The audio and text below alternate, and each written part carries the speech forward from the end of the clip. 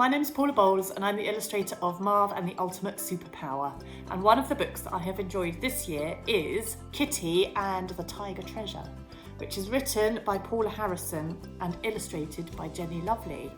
And I love this book because it's all about a little girl who is learning to become a superhero just like her mum. And she has cat superpowers. And I also adore the illustrations in this book. One of the books that I've enjoyed this year is Frostheart, which is written and illustrated by Jamie Littler. And it is packed full of magical action and adventure, and it's set in a world which is covered in snow, and there are monsters that live in the snow. And it follows a boy called Ash who is looking for his parents, and he ends up joining an explorer sleigh called the Frostheart. Matilda, which is written by Roald Dahl and illustrated by Quentin Blake.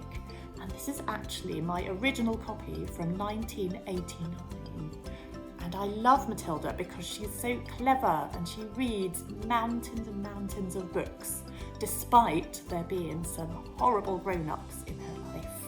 And then she discovers some extraordinary powers.